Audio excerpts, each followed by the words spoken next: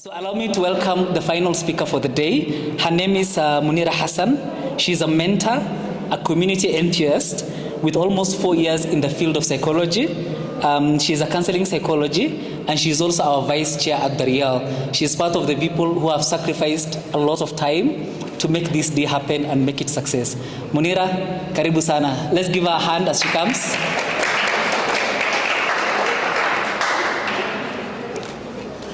And I'm giving you 25 minutes. She will talk to us about the disorders and their impact on our mental health. Karibu sana. Sasa sa mic ni yangu, 25 minutes ni yako. Assalamu alaikum. My name is Munira Hassan. I'm a counseling psychologist by profession. I have been a counseling psychologist for the past almost 4 years, since 2020. I started practicing from my first year. So today I wanted to speak about something main here. And since it was a mental health event, we want to speak about mental disorders. Na tukisema mental disorders, mnafikiria gani? Kuchizi? Ama delulu is the solulu? Sindio? So mental disorders are basically, in mental issues, when we talk about mental health, we talk about our thoughts, our feelings, and our behavior.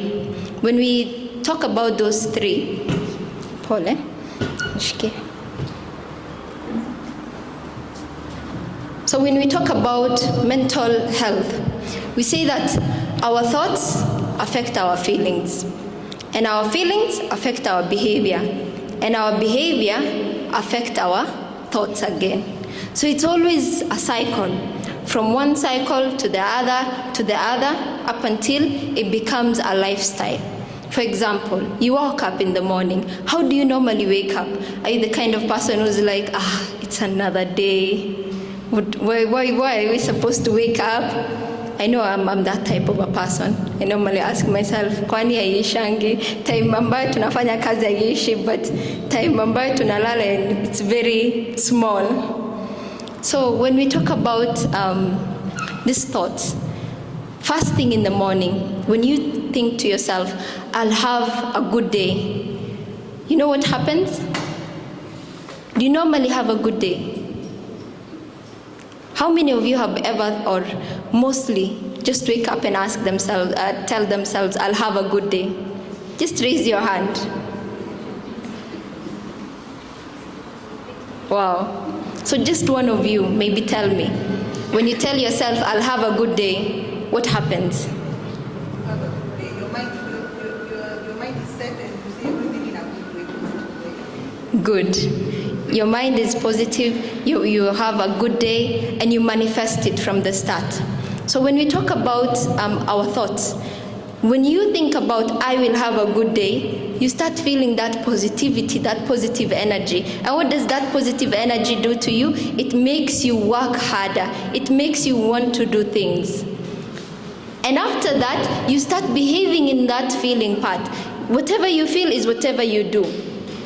Today in the morning while we were speaking, Sheikh Jamaluddin mentioned that sometimes you have the motivation to do what you want, but you don't do it because of a mental issue, because of something that you're undergoing. It's abnormal, or let me not say abnormal, abnormal is a big word. It's actually not okay for you to think something and not do it. Do you know that? So, when we speak about mental disorders, these are issues that affect our thoughts, feelings, and behavior in a manner that it's not functioning well. So, for example, you'll wake up, you'll want to do this and this, you have a to-do list, you don't go through with them. So what's stopping you from going through with them? Okay? So, common mental health disorders that we have right now are, for example, bipolar. How many of you have heard about this issue? Bipolar. Male, hamjaisikia? Ni foreign. Ama nyinyi ni wale watu wa mnanijibu na mind. Mmesikia since ni psychologist nitasoma. Anyway, so bipolar disorder is whereby someone has two kind of moods. It's either you are in a manic stage, which is you are totally very energetic. Mostly people who are bipolar and have this manic, are in the manic stage, don't even get enough sleep. Because their mind is constantly thinking, I want to do this, I want to do that. What can I add? What can I not add? You know? You know the time, by the way, wanasemanga, manic people are the best people to do business with. Watafikiria strategies, they'll form a whole project that will take a normal person 1 month. They'll form that project within one night because they stayed up, waka-formulate the whole thing. But the manic stage also comes to an end. Si tunasemanga after every happiness there's sadness, and after every sadness there's happiness. For bipolar it's the same thing. What happens is they become now in a very deep depression. This is whereby they can't even stand, kuoga ni shida, kubrush ni shida, talking to people is a problem, waking up and even making your own bed is a problem. So when we talk about bipolar disorder, this is not something foreign. Most of my clients who come to me are either married to someone who has bipolar or have bipolar symptoms. And unfortunately, this is very common. And something that can cause bipolar disorder is, first of all, genetics and high anxiety. Mnasikianga anxiety sana. Maybe one of you tell me what anxiety is. Anyone who can tell me what anxiety is? Sheila.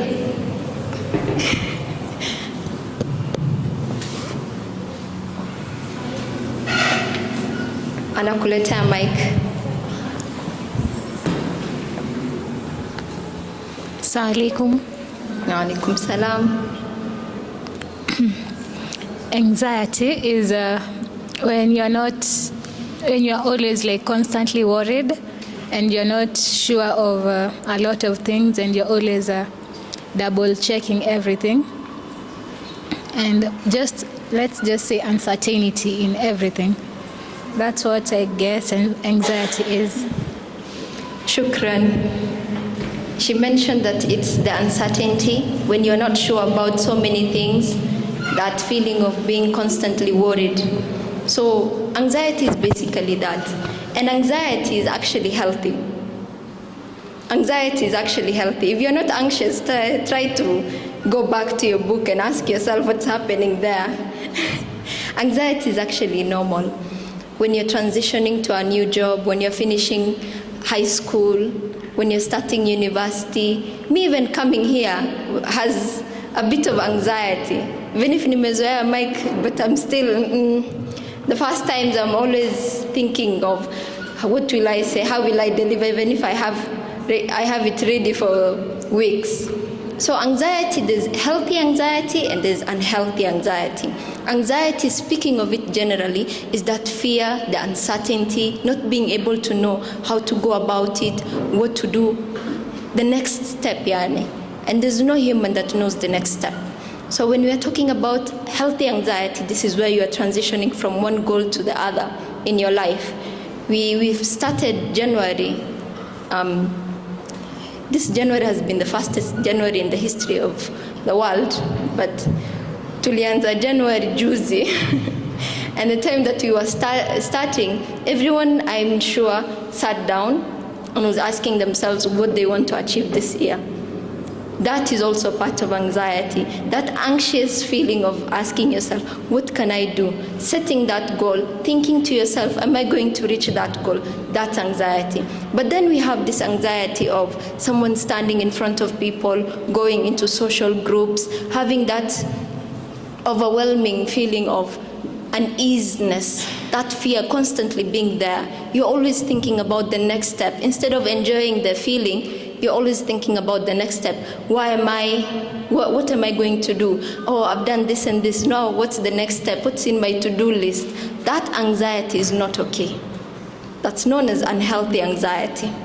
That anxiety causes you to have, it's a part of a mental disorder. It's known as generalized anxiety disorder.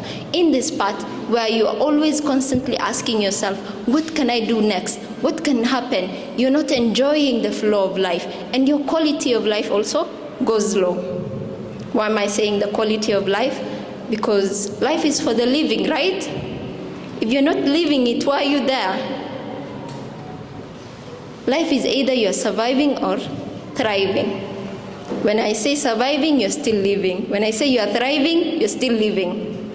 But if you're not doing anything about it, when you're constantly in that survival mode, the anxiety builds up. And when the anxiety builds up, what happens is you become in that, and you can be diagnosed with generalized anxiety disorder. Okay? Then we have this family known as psychosis. This is where watu husemanga umeenda wazimu. I have never seen a family, a patient's family coming in, and I explain this to them, and they never call one of their own like cheesy, ama amerukwa na akili. That's very common. Talking about this, we have stages when it comes to how your mental state builds up. The first stage is normally from the anxiety, having that anxiousness, being constantly in it. Then it moves on to depression. When it comes to depression, it stays for a very longer time, and then it moves on, if untreated, to psychosis. Psychosis is whereby right now your mind is not working normally. It's normally generalized with two, if I am to keep it short, because of the diagnosis purposes, it's normally categorized with two symptoms. The first one is delusions, delulu. You don't have a sense of reality. You don't have a sense of self. For example, some patients will come in and tell me, I don't feel my hand. It's not part of my body. Or someone is telling me, I feel like every time I walk, there's someone holding on to my leg, and I can't move on. This is something that is there. Then there is hallucination. This person maybe is hearing something. It involves the five senses. Maybe they hear something, or they're seeing something, they're running away from something most of the time. And one main illness under psychosis is schizophrenia.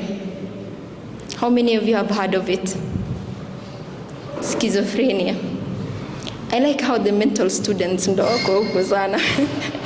Like I can actually see how many people do psychology just from the 3 questions.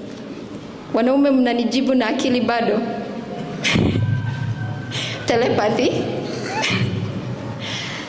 Anyway, so schizophrenia in Islam, you'll find that a person who has schizophrenia actually has the same symptoms as someone who has sihr. Same symptoms as someone who has sihr. Reason being, they feel like someone is taking them, they feel like someone is talking to them. There's always that voice. Let me, in a very simple way, explain to you what this voice is. You know how when you're standing at an upper place, like the way I'm standing here at this podium, and I'm thinking to myself, nikiruka sai, you know? Or you're standing on a balcony, and then you think to yourself, nikiruka, what happens? Especially kama ulikuwa unawatchingi action movies a lot. Si kuna kwanga na hiyo ka voice, but your reality voice tells you it's dangerous. You can't do it. Utavunjika. Economy inakukumbusha, you don't have money. You can't do it now, right? So schizophrenic clients are clients who have this voice, but the voice that is upper than the other is the one to harm themselves or harm other people around them. I'm not telling you that if you see a schizophrenic client, run away, mfunge mbali, hapana. Iko na stages. There's a stage where when our client gets an episode, they might be okay most of the time, but there's that point whereby something triggers it. And when the trigger happens, they become, their delusion, their hallucination, all the symptoms that they have are heightened. So what happens is you have to, a psychiatrist must come in, either give them tablets or an injection so that to calm their system, okay? A schizophrenic client, most of the time, and wallahi, this is the worst thing, a schizophrenic client normally is the most abused mental client. Why am I saying the most abused mental client? Because most of the people you'll hear, take them to Quran, they need ruqya, they need this. Wallahi, Quran is shifa. It's min Allah. That is from Allah. But also the body has changed. The chemicals that are functioning in the body is not okay. And this body, when a chemical is not functioning well in the body, you have to take it to a doctor. And that's why they need the psychiatrist. But when it's taken to a raqi, and without any psychiatry or psychotherapist, what happens is the client is lost. They become more triggered. When you go to ruqya, how many times are you told, that's not you? That's the thing inside you. How many times are you told that? A lot of the times, right? A schizophrenic client, that's actually a trigger. You're making them go into the next level, into the next episode. So this client, instead of getting better with ruqya, they become wasa. But when you work with a psychiatrist, a psychotherapist, and a raqi, it becomes easier for them to become better. A psychiatrist will administer the medications. Most psychologists, unless you're a clinical psychologist, we don't administer medication. Me personally, as a counseling psychologist, we do talk therapy. Talk therapy is whereby we work with the root cause of problems. Schizophrenia is one of the illnesses whereby it's inherited. It's from one generation to another. You might find the grandmother has, then the daughter has, then the mother has. But sometimes it can also skip generations. And when you don't deal with it in that generation, it amplifies and goes to the next generation. So that's one of the illnesses. When it goes only to the raqi, it does not get solved. But with medication, and then with talk therapy, and with Allah's ruqya, then that client is guaranteed success. So that's about schizophrenia. When it comes to now about my client, or not even just one case, most of the clients who are taking medications or are coming to see a psychologist are told, are you coming because, and in Somali they say, wadwalan tahay, you're crazy. Are you coming because you're crazy? Tell us if you're crazy. It just happened. 2 days ago I was told I can't even continue with psychotherapy because my family, my mother-in-law is telling me, if you're crazy, just tell me so that I can take the kids. Which mother will want that? No one. You're battling with mental illness. You don't know how you're feeling. Most of the people who have mental issues don't even know how they're feeling. We have to bring it to them. We can't even tell them as psychologists, this is the issue, unless the client is able to realize, I am having an issue and I'm not in contact with reality. That's when we mention it to them. Like, this is the condition that you're facing, this is how it's happening. But kuambia tu from the first, oh, you have schizophrenia, you have this, then we are putting off the client. They themselves don't know what's happening in their body. And then they come outside, they are confused. You want that comfort and the embrace, like people to come to you and tell you it's going to be okay, we are going to figure it out, right? But then you come out to your family and they're telling you you're crazy. And then you come out to the society and has the same name, you're crazy. Do you think that person will get better?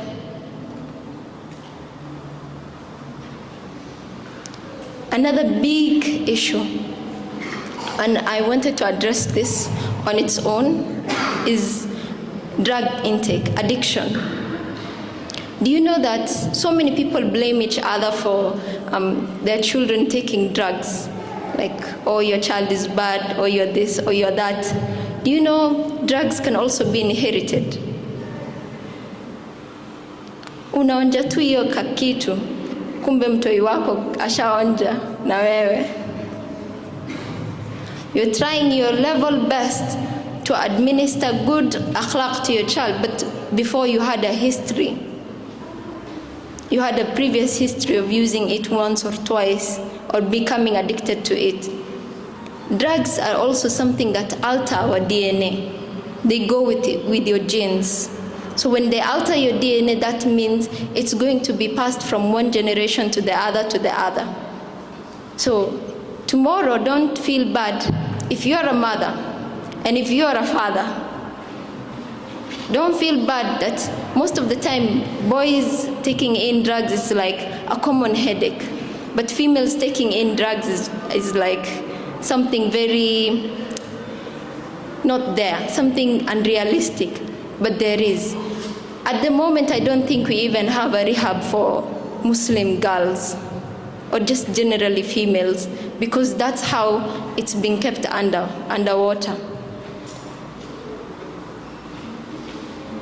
So when you get a child, especially your daughter, and the only solution that she knows is, if I take drugs, it might get better.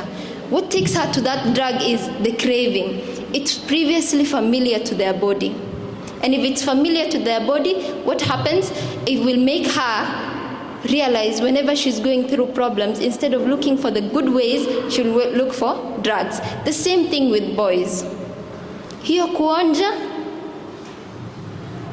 it's something, a trap, a big trap. And this leads to more mental disorders. If you don't get the drug in your body and you're not able to be self-aware and you don't know how to even work it through, the chances of you getting bigger mental disorders is higher. And then people who take in drugs are actually people who are also suffering from other issues. You have anxiety, you feel like you don't know how to go through it, then the only way that you can go through it is by you taking in those drugs, you being able to postpone the problem for just a shorter period. So that's about mental addiction. As I wrap up, nimejaribu. As I wrap up, I want to ask one question to each of you. They say that in this generation we are discovering that many of us are suffering from at least one mental disorder. Maybe go and ask yourself, are you actually suffering from a mental disorder, or are you walking towards an unhealthy mental life, which will later lead to a mental disorder? Because understand the two differences, okay? Another thing, is there anyone who wants to share their life experience about mental disorder? Something that you faced, something that you came out of, something that you would like to tell other people. As much as I was in this position, I was able to come out.